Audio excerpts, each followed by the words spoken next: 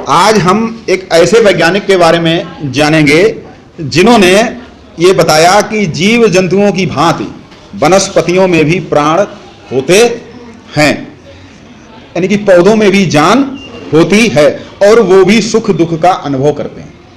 ये तो हमने सुना कि जानवरों का तो हमने जान लिया कि भाई भैंस है या गाय है या बकरी है, कुत्ता है, इन्हें सुख दुख का अनुभव होता है, यानी कि ये भी अच्छा और खराब महसूस करते हैं। लेकिन ये वैज्ञानिक जिनका नाम है जगदीश चंद्र बसु, इन्होंने ये साबित किया कि नहीं, पौधे भी सुख और दुख का अनुभव करते हैं। जगदीश चंद्र बसु का जन्म बंगाल के मैमन सिंह जिले के फरीदपुर गांव में 30 नवंबर सन 1857 को क्रांति हुई थी पहली भारतीय, और 1 वर्ष बाद उनका जन्म हुआ था। और उनके पिता भगवान चंद्र बसु फरीदपुर के डिप्टी मजिस्ट्रेट थे, यानी कि एक सरकारी पद पर थे, बड़े पद पर थे। जगदीश बसु को घोड़े पर सवारी करना, रोमांचकारी व साहसपूर्ण कहानियां सुनना अत्यंत प्रिय था। और 9 वर्ष की उम्र में जगदीश घर छोड़कर आगे की पढ़ाई के लिए कलकत्ता चले गए। कहां चले गए? Calcutta.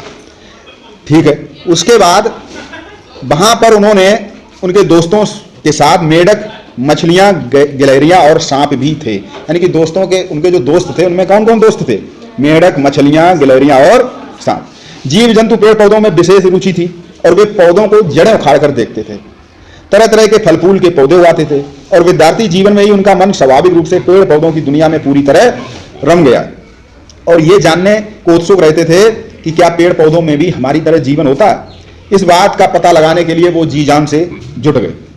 Saint Xavier's college Calcutta से स्नातक परीक्षा उत्तीर्ण करने के बाद बसु आगे की पढ़ाई के लिए इंग्लैंड चले गए और उन्होंने कैम्ब्रिज विश्वविद्यालय के क्राइस्ट चर्च कॉलेज से 1884 में भौतिक रसायन और वनस्पति विज्ञान में विशेष शिक्षा ली तथा बीएससी की उपाधि प्राप्त की। देखिए, बीए होता है, बीएससी होता है, बीकॉम होता है, बीएससी जो विज्ञान के विद्यार्थी होते हैं वो बीएससी।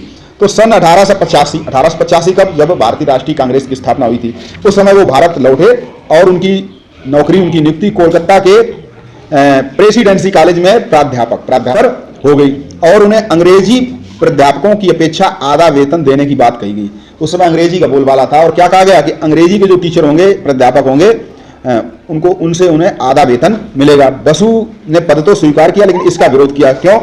क्योंकि अंग्रेजों ने उनकी योग्यता और परिश्रम को देखते हुए पूरा वेतन देना फिर स्वीकार कर दिया। पहले ये कहा कि तुम देखो आधा वेतन मिलेगा तुम्हें, अंग्रेजी के जो शिक्षक है उनको पूरा वेतन मिलेगा, लेकिन बाद में उन्होंने संघर्ष किया, विरोध किया तो उनको पूरा वेतन मिलने लगा। वह महत्वपूर्ण शोध जिसके लिए जगदीश चंद्र बसु हमेशा याद किए जाएंगे वह था पौधों में प्राण और संवेदनशीलता का पता लगाना। और उन्होंने एक यंत्र जिसका नाम था क्रेस्कोग्राफ, बहुत ही महत्वपूर्ण, ये याद करने की वस्तु कि पौधों में हम जीवन पता किस यंत्र से लगाते? क्रेस्कोग्राफ, एक संवेदनशील यंत्र बनाया और इस यंत्र की सहायता से पौधों की वृद्धि और उनके किसी भाग को काटे या चोट पहुंचाए जाने पर पौधों में होने वाली सूक्ष्म प्रतिक्रियाओं का पता लगाया जा सकता था।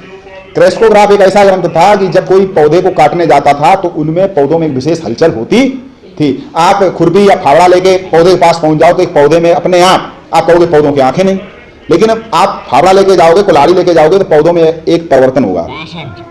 जगदीश चंद्र बसु की इस खोज से दुनिया आश्चर्यचकित रह गई। अब देखिए, पौधा है, उसके पास आप कुल्हाड़ी लेकर पहुंच गए तो पौधे की आंख नहीं, अब तो देखते कि पौधों की आंख नहीं, लेकिन पौधे में कुल्हाड़ी को देख के ही उसके अंदर एक घबराहट सी, उसके अंदर परिवर्तन होने लगता है। हम लोग तो बड़ी आसानी से जाते, हरे वृक्ष काटना शुरू कर देते, लेकिन उसके अंदर पहले से ही भय पैदा हो जाता है। इसका मतलब क्या है कि उसके अंदर जीवन है। और महान इस खोज पर अंग्रेज सरकार ने उन्हें सर की उपाधि दी।